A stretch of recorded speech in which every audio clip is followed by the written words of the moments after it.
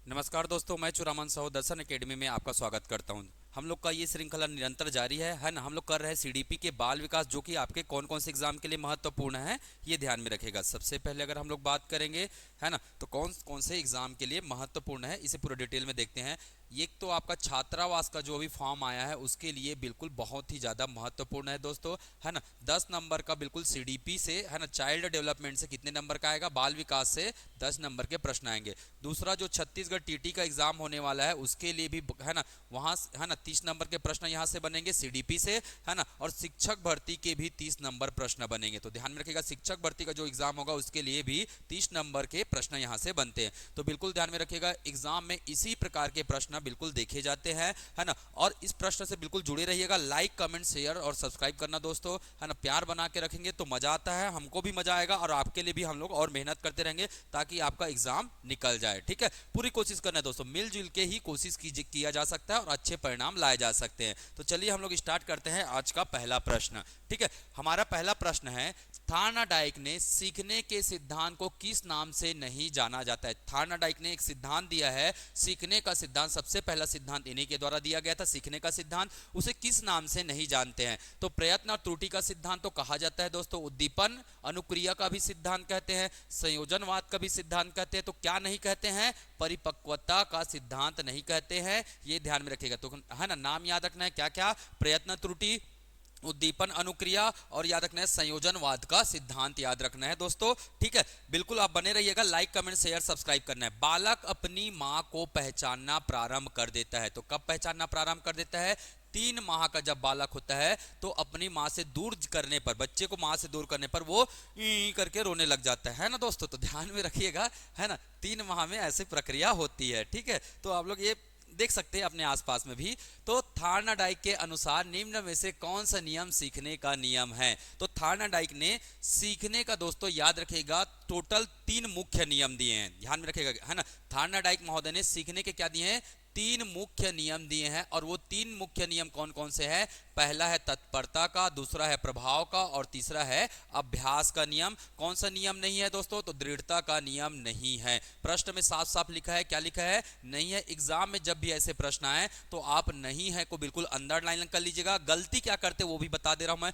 प्रश्न को हम लोग यहां तक पढ़ते और सीधा आंसर करने लग जाते हैं तो हमारा एग्जाम में 1 नंबर कट जाता है दोस्तों, और 1 नंबर हमारा बहुत ही महत्वपूर्ण रखता है। तो बिल्कुल कभी भी ऐसे नहीं है प्रश्न आए तो या तो इसको आप सर्कल कर लीजिएगा या अंडरलाइन कर लीजिएगा। ठीक है, आगे बढ़ते हैं अगले प्रश्न की ओर। किशोर अवस्था की प्रमुख समस्या है। तो वजन बढ़ाने की, शिक्षा की, समायोजन की, अच्छे परीक्षा परिणाम की। तो ध्यान में रखिएगा दोस्तों, किशोर अवस्था कब को कहा जाता है? तो ये अवस्था होता है 12 से 18 की अवस्था होती है, और इस अवस्था में बालक कोई एडजस्टमेंट नहीं चाहता है। वो बोलता है ना, जैसे एक एग्जांपल के तौर पर मैं बोलूंगा, है ना, आप इस अवस्था के, अगर 12 से 18 की अवस्था के किसी बालक को आप बोलेंगे, जात बेटा पानी लाते हो, मुझलती अर्थस का, ये शब्द सुनने को मिलता है। ठीक है, तो इसका मतलब वो बिल्कुल भी एडजस्टमेंट नहीं करता है ना। वजन बढ़ाने का तो बिल्कुल होता है, शिक्षा होता है ना, अच्छे परीक्षा परिणाम देने की होता है, पर समायोजन की नहीं होता। और समायोजन को हम लोग क्या बोलते हैं? एडजस्टमेंट। क्या बोलते हैं दोस्तों? एडजस्टमेंट कहते हैं। तो बिल्कुल ध्यान में रखिएगा, है ना, वो, है ना, अनेक परिवर्तन अपनी इच्छा के, है ना, इच्छा के अनुसार ही परिवर्तन करता है, न कि, है ना, किसी के दिए हुए कार्यों के अनुसार। ठीक है, इस बात को ध्यान में रखिएगा। किशोर अवस्था, अगला प्रश्न है, किशोर अवस्था बड़े संघर्ष, तूफान और विरोध की अवस्था है। तो मैंने क्लास में बताया था दोस्तों, ध्यान में रखिएगा, हमारी क्लासेस सुबह 7:30 से चलती है, ये भी याद रख लीजिएगा। सुबह 7:30 से 10:30 बजे तक लगातार निरंतर क्लासेस चलती है। ये 3 घंटे की क्लासेस होती है। जिनको भी करना होगा बिल्कुल जुड़ जाइएगा, और नहीं करना है तो आप सेल्फ स्टडी जिस माध्यम से भी आप करना चाहते हैं करिए, पर क्वेश्चन प्रैक्टिस करते रहना है दोस्तों। याद रखिएगा, स्किनर का स्टेनली हाल हमने पढ़ा था, है ना। स्टेनली हाल जी ने क्या दिया था? इसके सिद्धांत दिए थे। किशोर अवस्था को क्या बोला गया है? बड़े ही संघर्ष और तूफान की अवस्था कहा है। इस बात को बिल्कुल ध्यान में रखिएगा। चलिए दोस्तों अगले प्रश्न की ओर चलते हैं। अगला प्रश्न है हमारा, ठीक है, अगला प्रश्न है, थार्नाडाइक के सीखने के सिद्धांत में इसका प्रयोग हुआ है। तो थार्नाडाइक ने जो सिद्धांत दिया है उसमें किसका प्रयोग हुआ है दोस्तों? तो याद रखिएगा, बिल्ली का। और बिल्ली को किसमें कैसा रखा गया? भूखा रखा गया था।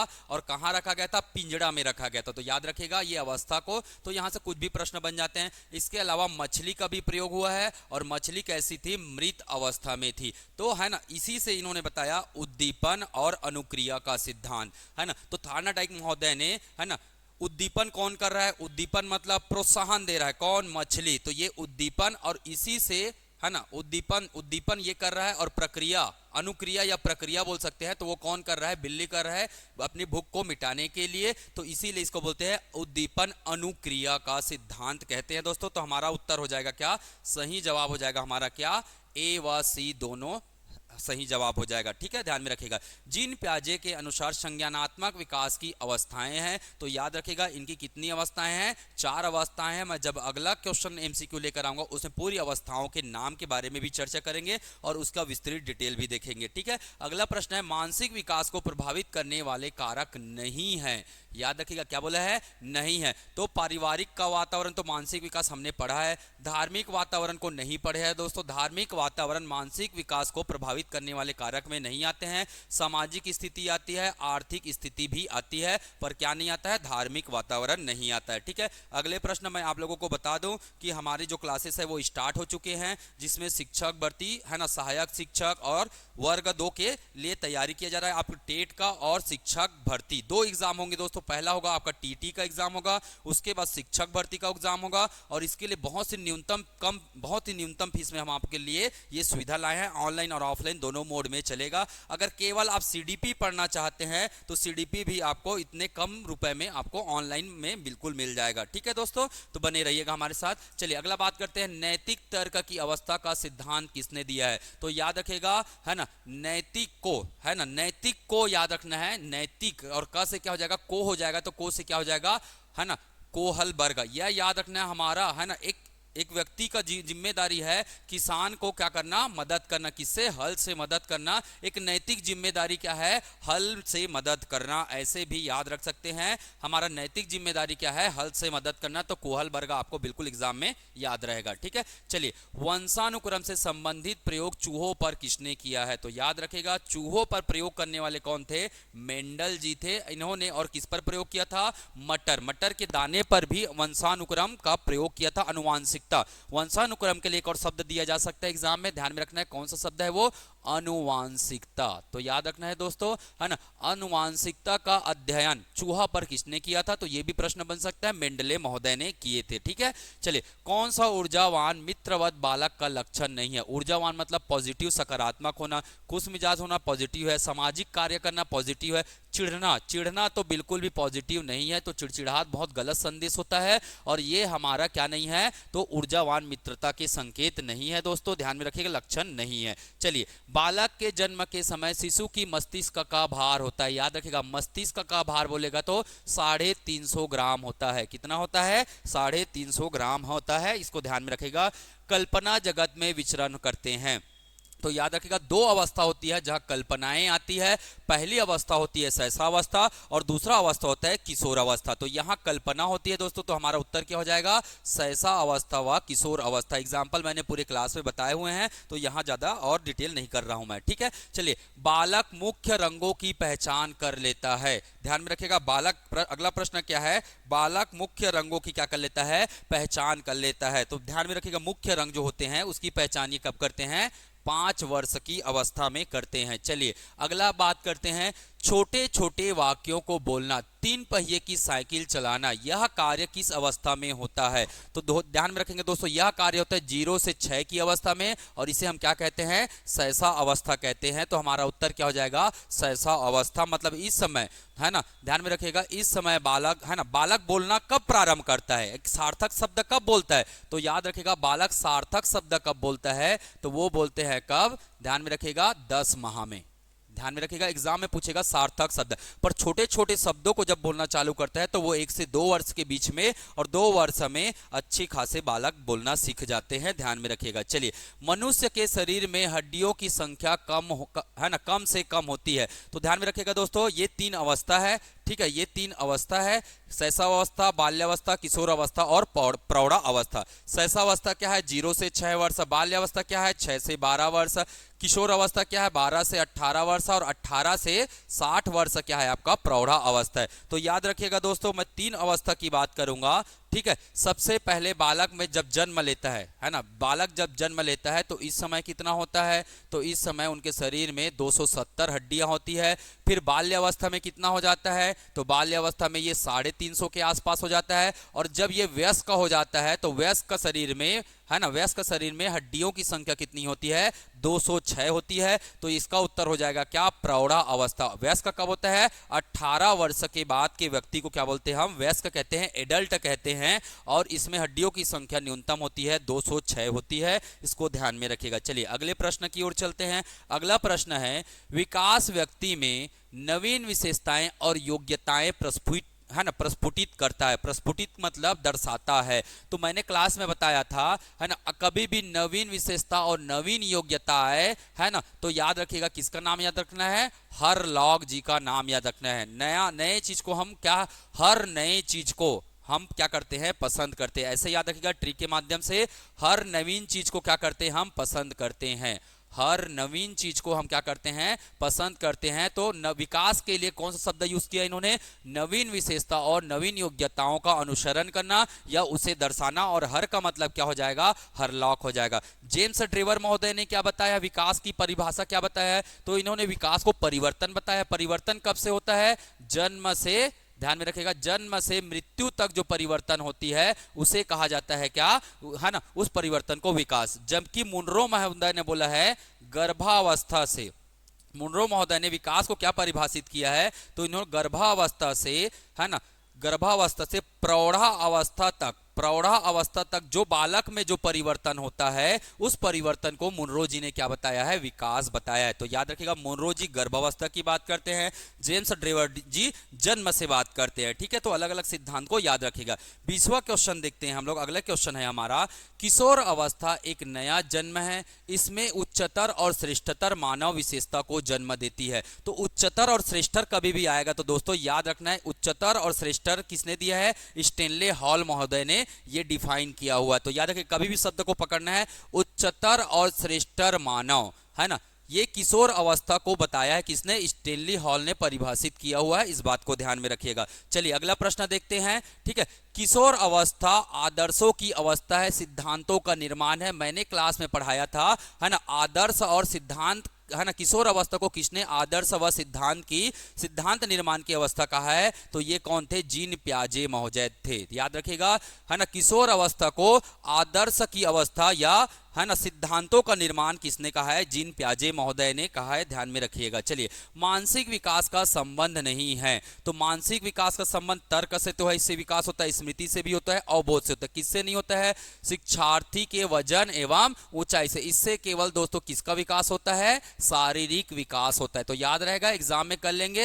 है ना, इससे किसका विकास होता है, शारीरिक विकास होता है। तो याद रहेगा सभी चीजें आपको, है ना, तो मजा आना चाहिए पढ़ने में। ठीक है, चलिए, गर्भ में बालक को विकसित होने में कितने दिन लगते हैं, ये तो बेहद आसान सवाल है। ऐसा सवाल आ जाएगा ना, मजा आ जाएगा। कितना दिन, 280 दिन। मुझे बताइए, चंद्र दिवस में इसे कितना दिन लेते हैं, चंद्र दिवस में इसे कितना दिन लेते हैं, ये मुझे कमेंट करके बताइएगा। गर्भ में बालक कितने समय में, कितने अवस्था तक गर्भ में बालक रहता है, कितने चंद्र दिवस तक रहता है, ये ध्यान में रखिएगा। दिन में तो बता दिया, और माह में बोलेगा तो क्या बताना है, 9 माह 10 दिन। माह में कितना, 9 माह 10 दिन होता है। पर मुझे आप लोग बताइएगा चंद्र दिवस में कितना समय में होता है। ठीक है, किस मनोवैज्ञानिक ने अपने 3 वर्षीय पुत्र का अध्ययन किया है, तो याद रखिएगा पेस्ट्रोलॉजी ने। किसने किया है, पेस्ट्रोलॉजी ने मनोवैज्ञानिक अध्ययन जो किया है बच्चों के विकास का, वो अपने 3 वर्षीय पुत्र पर अध्ययन किया हुआ, याद रखिएगा। ठीक है, बालक का विकास होता है, तो बालक का विकास दोस्तों सिर से पैर की ओर होता है, बिल्कुल याद करके रखिएगा, एग्जाम में पूछा गया था।